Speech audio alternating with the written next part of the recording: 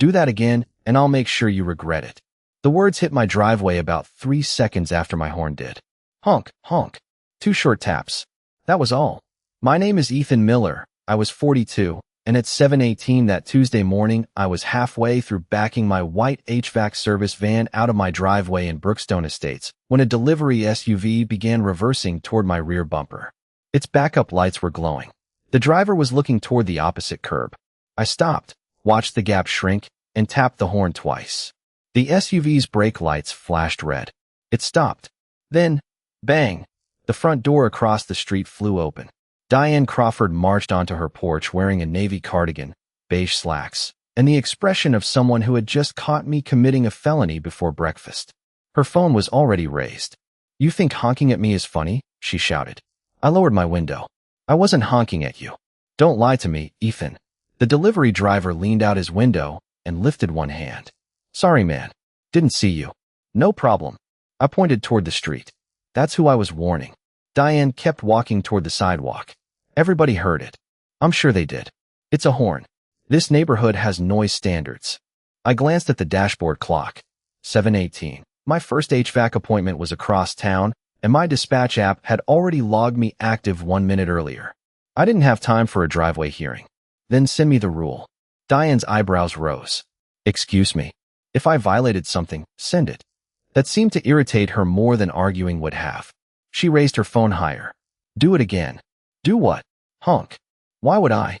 "Go ahead. Let everyone hear you." The delivery SUV pulled forward, clearing my path. I put the van in reverse again.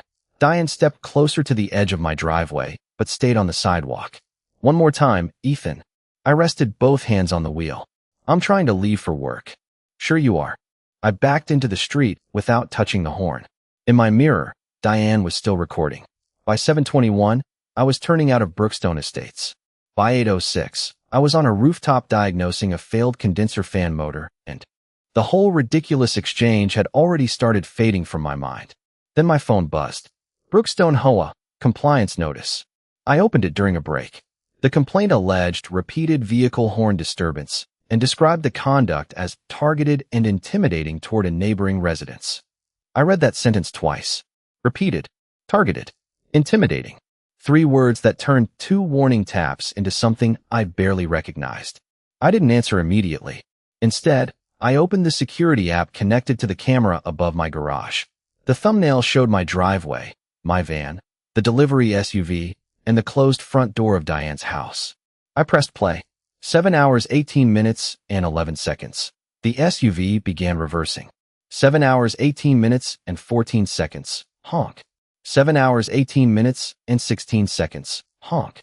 7 hours 18 minutes and 19 seconds. Brake lights. Stop. 7 hours 18 minutes and 23 seconds. The driver waved. 7 hours 18 minutes and 28 seconds. Diane's door finally opened. I watched it again. Then once more. I knew why I had touched the horn. What I didn't know yet was how Diane had convinced the HOA that I had aimed it at a woman who wasn't even outside when I did it. And what she definitely didn't know was that her phone wasn't the only camera watching that street. By 10:32 that morning, I had watched those 17 seconds enough times to know every movement in them. The delivery SUV entered the frame from the right. Reverse lights. My van stopped halfway down the driveway. Honk. 2 seconds. Honk. 3 seconds later, red brake lights. Then the driver's hand came through his window in a quick apology. Diane's front door remained closed through all of it. That mattered, but I didn't want to make the mistake of confusing one useful video with the entire truth. She could have heard the horn from her kitchen. She could have believed it was excessive. What she couldn't do was turn belief into details the footage didn't support. During lunch, I downloaded the original clip instead of relying on the security app. I saved it in a folder labeled Tuesday 7:18 and took screenshots showing the timestamps. Then I opened my HVAC dispatch history. 7:17 a.m. Active. First appointment. 8 a.m. Customer address across town. It wasn't dramatic evidence, but it established something simple. I had been leaving for work, not sitting in my driveway waiting for Diane to appear. I created a legal pad with 3 headings. Repeated. Targeted. Intimidating. Under repeated, I wrote 2 short horn taps, 1 traffic event. Under targeted, Delivery SUV reversing toward van. Diane's door closed. Under intimidating, I left the page blank. I wasn't going to define someone else's feelings for them. If Brookstone had a noise rule covering unnecessary horn use, I wanted to read it. If 2 warning taps at 7:18 violated something, then I needed to know that too. So I opened the HOA documents on my phone between service calls and searched horn, vehicle noise, disturbance, and harassment. The language wasn't as simple as Diane's complaint made it sound. Nothing I found turned every use of a horn into harassment. That afternoon, Brookstone management emailed the complaint summary. Diane had written that I repeatedly sounded his vehicle horn toward my residence in an aggressive manner after ongoing neighborhood disagreements. I stopped at that sentence. Ongoing neighborhood disagreements? Diane and I had argued once 6 months earlier about where contractors could leave equipment during a furnace replacement. That conversation lasted maybe 4 minutes. Apparently, it had grown a mythology while I wasn't paying attention. At 4:51 p.m., I pulled back into Brookstone. Diane was standing near the cluster mailbox with an envelope in one hand. She watched me park. I got out and closed the van door. "Management contacted you?" she asked. "They did." "Good. Maybe now you'll stop using that horn to intimidate people." Who was I intimidating? Me. You were inside. Her expression shifted almost imperceptibly. I heard it from my kitchen. I nodded. "Okay. Don't okay me. I knew exactly what you were doing." I looked across the street at her front door, then up at the camera above my garage. "If you were in your kitchen, how did you know where I was looking when I honked?" Diane stared at me for a second. "Everyone knows you have an attitude." There it was. The argument moved from what happened to what kind of person she thought I was. I didn't follow her there. The HOA complaint says repeated, targeted, and intimidating, I said. I'm going to respond to those words. She folded the envelope against her chest. "You'll regret making this difficult." Then she walked home. I stayed beside my van, listening to the neighborhood settle into evening. A sprinkler clicked somewhere behind me. A dog barked 2 houses down. Ordinary sounds. Ordinary context. I looked at the camera above the garage again. 17 seconds had started this. 2 horn taps. 1 reversing SUV. 1 closed front door. And now I knew the fight wasn't going to be about whether I had honked. It was going to be about everything Diane had added after the sound stopped. Wednesday morning, the complaint stopped feeling ridiculous when Brookstone turned it into paperwork. At 8:14, while I was sitting in my van outside a customer's house waiting for a thermostat diagnostic to finish, management emailed me the formal incident report Diane had submitted. I opened the attachment and read it slowly. Resident repeatedly sounded vehicle horn toward neighboring residents in an aggressive and intimidating manner, apparently in response to prior disputes. Apparently. That word bothered me almost as much as repeatedly. It sounded factual without actually being one. I took out the legal pad I kept behind the passenger seat and wrote the same 3 headings again. Time. Direction. Intent. Time was easy. My camera gave me seconds, not guesses. 7 hours, 18 minutes, and 11 seconds. The delivery SUV started reversing. 7 hours, 18 minutes, and 14 seconds. First horn. 7 hours, 18 minutes, and 16 seconds. Second horn. 7 hours, 18 minutes, and 19 seconds. The SUV stopped. 7 hours, 18 minutes, and 23 seconds. The driver waved. 7 hours, 18 minutes, and 28 seconds. Diane appeared. Direction was more complicated because a horn doesn't leave an arrow in the air. But the geometry of the driveway mattered.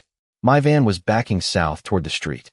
The delivery SUV was moving west behind me, directly into the space I needed. Diane's house sat across the street and slightly east. The camera showed where the actual hazard was. Intent was the word I refused to pretend I could prove with a timestamp alone. I knew why I honked. Diane claimed she knew too. The difference was that the video showed what happened around those 2 sounds. At lunch, I exported the footage with its original timestamp and saved a second copy. Then I photographed my dispatch screen showing the 7:17 a.m. active status and the address of my first call. I wasn't trying to bury the HOA beneath documents. I wanted a clean sequence. Incident. Context. Response. At 1:06, I emailed management. I acknowledged sounding my horn twice. The horn was used as a warning because a delivery vehicle was reversing toward my van. Attached footage shows the event and the timing of Ms. Crawford's appearance afterward. Please preserve and provide any evidence submitted in support of the allegations that the horn used was repeated, targeted toward her residence, or intimidating. Send. Diane texted me 23 minutes later. You really sent camera footage? I stared at the message. Yes. You're making this bigger than it needs to be. That almost made me laugh. I'm responding to the complaint. 3 dots appeared. Everyone heard you. I've never disputed that. No response. At 5:18 that evening, I pulled into Brookstone and saw a familiar brown delivery SUV stopped farther down the block. Same company logo. Same scrape along the rear bumper. The driver was carrying a package toward a porch. When he returned, I walked over but stayed several feet from his vehicle. Hey, were you on this street yesterday morning around 7:18? He looked at my van, then at me. Recognition crossed his face. Oh yeah? I almost backed into you. That's what I remembered. He grimaced. Sorry again. No damage. I'm not worried about that. I explained, briefly, that a neighborhood complaint had been filed over the horn. His eyebrows rose. Those little taps. Those little taps. He pointed toward the camera mounted near the top of his windshield. Company dashcam probably caught it. I didn't ask him to send me anything personally. I asked for the company's contact information so I could make a proper request. He gave me the dispatch number from his delivery app. Tell them Ryan Cooper was driving Unit 27. Appreciate it. As he pulled away, I heard my phone buzz. Brookstone management had replied. They would send Diane's submitted evidence before Thursday's compliance review. I looked across the street. Diane was standing behind her front window.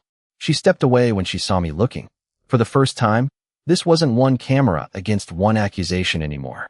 Somewhere on a company server was another angle of those same 7 seconds. I didn't know exactly what it showed yet. But if Diane wanted to turn 2 warning taps into a story about harassment, I wanted every camera to tell its part before anybody decided what those sounds meant. Thursday started with an email from the delivery company at 6:43 a.m. I was standing in my kitchen pouring coffee when the notification appeared. Video request, Unit 27. They couldn't release their entire internal recording, but after reviewing the incident, their operations supervisor provided a short exported clip covering the relevant traffic event and a written confirmation from Ryan Cooper. I opened the video on my laptop. Different angle, different camera, same 7 seconds. Ryan's dash cam faced forward through the windshield, but the wide lens captured enough of the street to show his SUV beginning to reverse, while my white service van was already halfway out of the driveway. At 7 hours, 18 minutes and 14 seconds, honk. Ryan's head turned toward his mirror. At 7 hours, 18 minutes and 16 seconds, honk. His foot hit the brake. The SUV stopped. Then he raised one hand toward me. No confrontation. No Diane. No mysterious campaign of intimidation. Just one driver warning another before 2 vehicles occupied the same piece of pavement. I played the clip beside my garage camera footage. The timestamps matched within a second.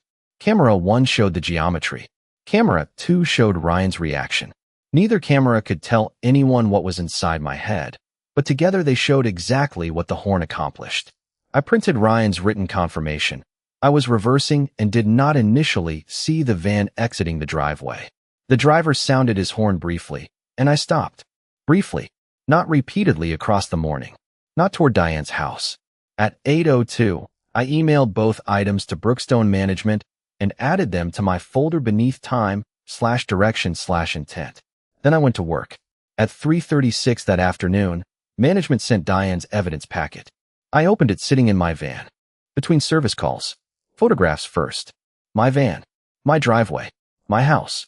Then a video file labeled Miller Horn Incident. I put in my earbuds and pressed play. The first frame showed Diane already outside, standing on the sidewalk with her phone pointed toward me. There was no horn. Instead, her voice came through sharp and clear. Go ahead. Do it again.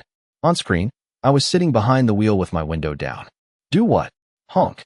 Give me one more horn. Why would I? Diane moved closer to the edge of my driveway. Because that's what you do. I heard myself answer. I'm trying to leave for work. Then I backed into the street. No horn. No threat. No movement toward her. The clip ended after 29 seconds. I stared at the frozen screen. Her video didn't contain the incident she had reported. It contained the aftermath. More importantly, it began after the 2 horn taps were already over. I checked the file metadata provided in the packet, then compared the sequence with my camera. My footage showed Diane's door opening at 7 hours, 18 minutes, and 28 seconds. Her recording began moments later. She had submitted a video that could not establish who or what I had been warning when the horn sounded because she hadn't started recording until afterward. I watched it once more. Give me one more horn. That line landed differently now. I didn't need to accuse her of trying to manufacture evidence. I didn't need to guess what she intended. At the hearing, I could simply play what she recorded and let the committee hear her asking for the very second incident her complaint claimed already existed. I closed the laptop and looked at my legal pad. Time, direction, intent. Under time, I wrote, 2 synchronized cameras. Under direction, reversing SUV. Under intent, I finally added something. Warning produced immediate brake response. Then beneath all 3, I wrote 4 words for Thursday night. Play them in order. By 6:54 Thursday evening, I was sitting inside the Brookstone clubhouse with my laptop closed in front of me and 3 folders arranged beside it. Time, direction, intent. Diane sat across the conference table, arms folded tightly beneath the same navy cardigan she had worn. Tuesday morning.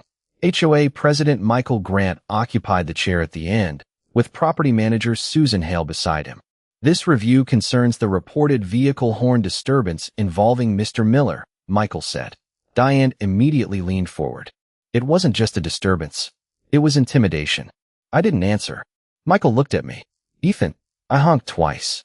Diane blinked. Maybe she expected denial. So you admit it. I've never denied it. I opened the first folder. The question is why I honked, what I was honking at, and whether the evidence supports the complaint as written. Susan pulled the report onto the screen. There were the words again, repeated, targeted, intimidating. Diane pointed toward them. He knew exactly what he was doing. Michael turned to me. What would you like us to review? I connected my laptop to the display. Play them in order. First came my garage camera. 7 hours, 18 minutes, and 11 seconds. The delivery SUV reversed toward my van. 7 hours, 18 minutes, and 14 seconds. Honk. 7 hours, 18 minutes, and 16 seconds. Honk. 7 hours, 18 minutes, and 19 seconds. Brake lights. Stop. 7 hours, 18 minutes, and 23 seconds. Ryan waved. 7 hours, 18 minutes, and 28 seconds. Diane's front door opened. I paused the footage. Nobody spoke. Then I played the delivery company clip. Different angle. Same event. Honk. Ryan checked his mirror. Honk. Brake. Stop. I placed Ryan's written confirmation beside Susan. Diane shook her head. That doesn't prove he wasn't trying to annoy me too. Were you outside when he honked? Michael asked. I heard it from inside. That wasn't my question. Diane's jaw tightened. No, I moved to the third file.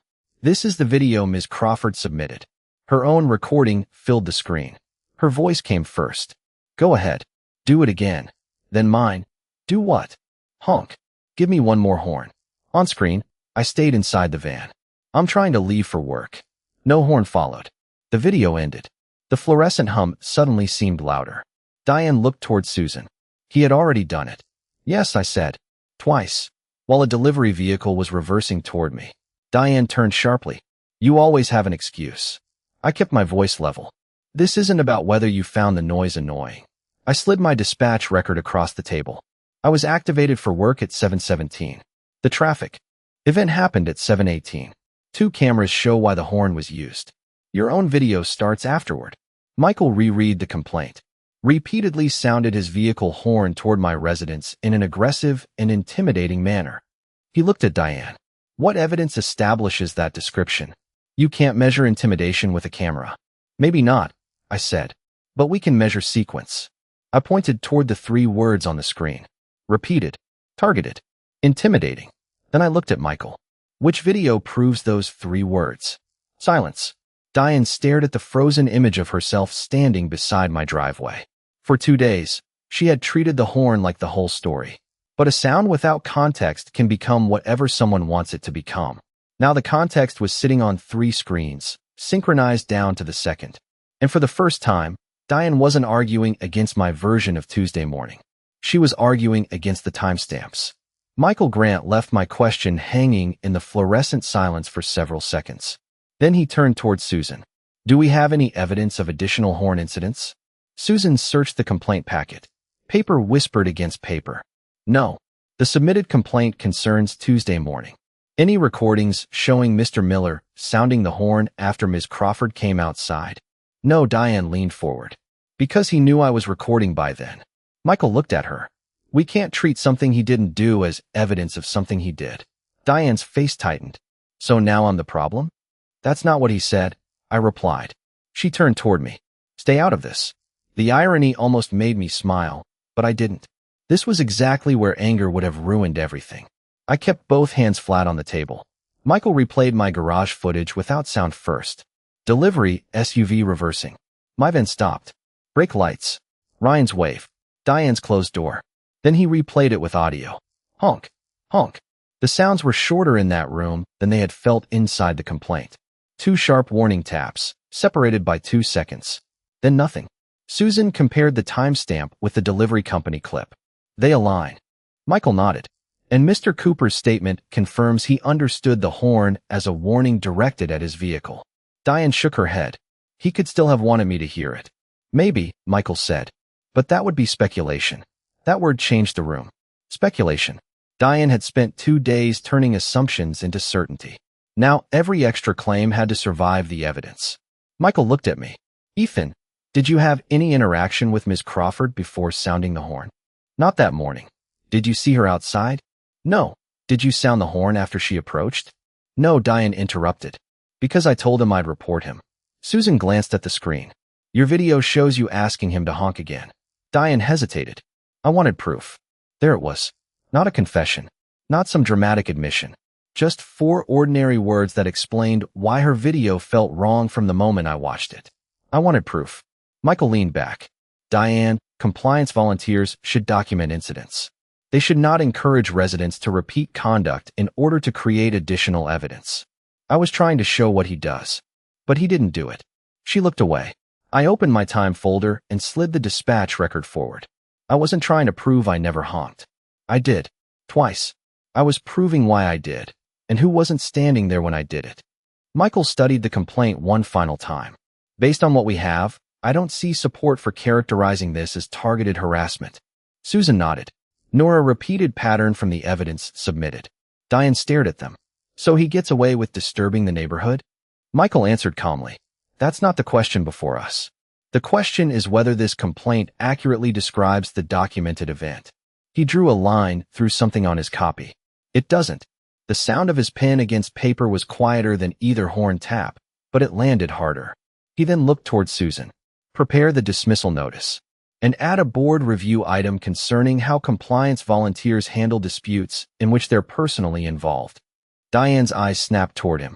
You're reviewing me? The process, he said, including recusal where appropriate. I closed my folders. No celebration. No speech. The truth didn't need one. Diane had started with 2 seconds of noise and built a story around intent. The cameras had done something simpler. They had remembered the order. The dismissal notice reached my inbox at 8:06 Friday morning. I was parked outside a customer's house with the engine off, coffee cooling in the cup holder, when the subject line appeared. Brookstone Compliance Review, closed. I opened it expecting 3 paragraphs of committee language. Instead, the important sentence was almost painfully simple. The available evidence does not substantiate the reported pattern of targeted or intimidating horn use, and no violation will be assessed. I read it twice. No fine. No warning. No demand for corrective action. Just closed. Then I noticed the final paragraph. The board would review procedures requiring compliance volunteers to disclose personal involvement in complaints and, when appropriate, step away from enforcement decisions involving their own disputes. That mattered more than I expected. Diane wasn't being publicly humiliated. She wasn't being thrown off the committee because of one argument. Brookstone was doing something less dramatic and more useful, making it harder for personal frustration to become official enforcement. At 5:23 that afternoon, I pulled into my driveway and found Diane standing beside the cluster mailbox. I knew she had seen the decision before she spoke. Congratulations, she said. The word had no warmth in it. I closed the van door. It wasn't a contest. You made it one. You filed a harassment complaint. Because you were making noise at 7 in the morning. Then you could have complained about the noise. She stared at me. What difference does that make? A big one. I kept my voice even. Saying you heard a horn and found it annoying is one thing. Saying I repeatedly targeted you to intimidate you is another. Diane folded her arms. You always hide behind technicalities. I looked up at the camera above my garage. 71814 isn't a technicality. Neither is the delivery SUV behind my van. You knew exactly how that horn would sound over here. I knew exactly what I needed it to do. And what was that? Make Ryan stop backing up. She opened her mouth, then closed it. A lawnmower droned somewhere around the corner. Wind moved through the maple trees lining the sidewalk. For once, neither of us had a phone raised. They're talking about making me recuse myself, she finally said. From complaints involving me directly, I replied. That's not the same thing as removing you. Because of you. Because the process shouldn't depend on whether the person enforcing it is also the person angry. Her expression shifted, not agreement, exactly, but something quieter than outrage. You think I made it all up? No, that surprised her. I think you heard the horn. I think it irritated you. I think you decided why I did it before you knew what happened. Then you wrote the complaint like your assumption was a fact. Diane looked toward the street where Ryan's SUV had been reversing 3 days earlier. She didn't apologize. I didn't expect her to. I still think people should be considerate, she said. So do I. Then maybe don't honk unless you have to. I almost smiled. That's exactly what happened. She shook her head and walked home. I stayed beside the van for another moment, listening to the ordinary sounds of Brookstone, sprinklers, distant traffic, a garage door rolling shut. The fight had started because Diane believed 2 seconds of noise told her everything about my intent. But noise wasn't the thing that defeated her complaint. Sequence did. 1 SUV reversing. 2 short horn taps. 1 driver braking. 1 front door still closed. 3 cameras remembering what people didn't. And once the events were played in order, there was nowhere left for the accusation to hide. 2 weeks later, Brookstone sent every homeowner a 1-page compliance update. I opened it at my kitchen counter while the coffee maker hissed behind me. The language wasn't dramatic. No names. No reference to Tuesday morning. Just a clarification that compliance volunteers involved personally in a reported dispute could be required to step away while another representative reviewed the complaint. Reports were also supposed to distinguish observed facts from assumptions about motive or intent. I read that sentence twice. Observed facts. Assumptions. That was the entire fight in 6 words. Diane had observed 2 horn taps. Everything after that, targeted, intimidating, deliberately aimed at her, had been interpretation dressed up as evidence. I folded the notice and put it beside my keys. At 7:16 the next morning, I climbed into my service van for another early HVAC call. Same driveway. Same pale morning light. Even the air felt similar, cool enough that the windshield held a thin layer of condensation around the edges. I checked my mirrors before backing out. Across the street, Diane was walking toward her mailbox. She saw me and stopped. For half a second, the scene felt like it had reset itself. My hands were on the wheel. Her house was behind her. The camera above my garage watched silently. Then Mr. Henderson from 3 houses down came around the corner walking his golden retriever. He raised one hand toward me. I smiled and gave the horn 1 light tap. Beep. His dog looked up.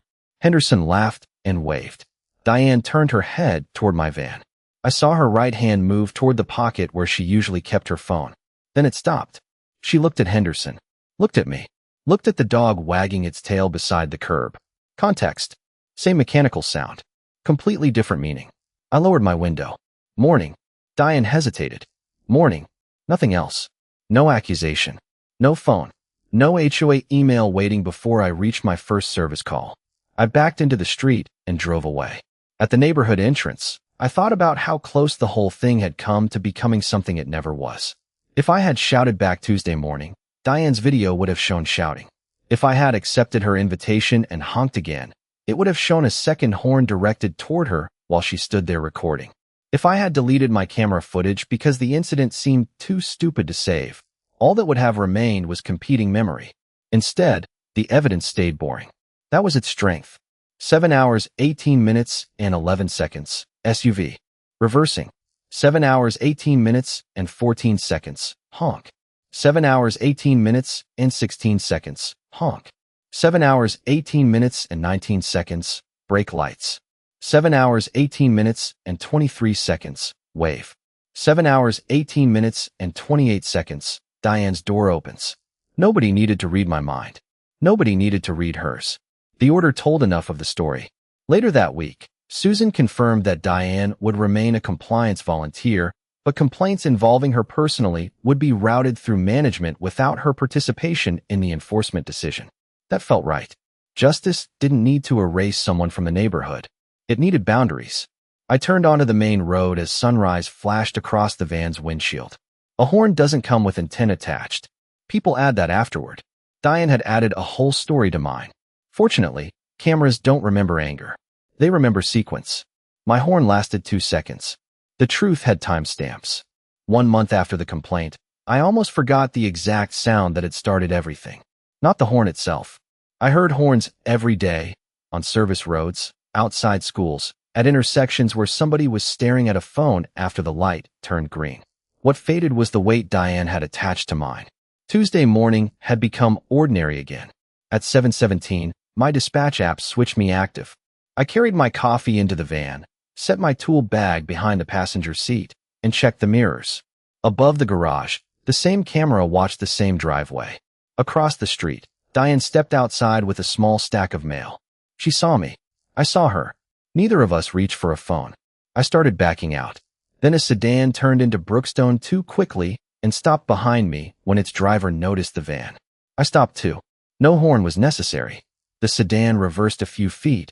I backed into the street, and we both continued. Simple. Context decided what happened next. That was the lesson I had carried with me. Not that I had beaten Diane, and not that every HOA complaint was ridiculous. If I had leaned on my horn for 30 seconds at dawn just because I was angry, that would have been a different story. If I had aimed it at Diane while she stood outside, and then kept doing it after she asked me to stop, that would have been a different story too. But neither happened. 2 short warning taps had stopped a delivery SUV from backing toward my van. Everything else had been added afterward. At the end of the block, I passed Ryan Cooper's delivery truck heading the opposite direction. He recognized the van and lifted 2 fingers from the steering wheel. I returned the gesture. No dramatic witness. No hero. Just the driver who had been there when it happened. Later that afternoon, Susan emailed the final version of Brookstone's compliance procedure. Personal involvement now required disclosure. When a compliance volunteer was directly involved in a dispute, management could route the case to an uninvolved reviewer. Reports were expected to separate observable conduct from assumptions about motive. I saved the document and closed the email. That was enough. Diane kept her volunteer position. I kept living across the street from her. Nobody moved. Nobody got arrested. Nobody stood at a podium apologizing. The neighborhood simply gained a boundary that should have existed before our argument. A few days later, I was replacing a compressor when my phone buzzed with a security notification. Motion detected at the driveway. I opened the live view. Diane was walking past my house. She paused near the curb when another neighbor's car gave a quick friendly beep to a kid riding his bicycle. Diane looked toward the car. For 1 second, I expected the old reaction. Instead, she kept walking. I smiled and put my phone away. That evening, I came home under an orange sunset. Diane was watering flowers near her porch. "Long day," she called. 3 compressors. She winced. "That sounds expensive." For somebody. She almost smiled. That was as close to peace as either of us needed. I parked the van and listened as the engine ticked itself cool. The fight had begun with sound, but sound had never been the real problem. The problem was certainty without context. The belief that hearing something meant knowing why it happened. Diane had heard 2 horn taps and filled the silence around them with intention. The cameras filled it with sequence instead. SUV reversing. Honk. Honk. Brake lights. Stop. Wave. Closed door. Then Diane. Justice wasn't loud that night. It didn't need to be. Mine lasted 2 seconds. The truth had timestamps.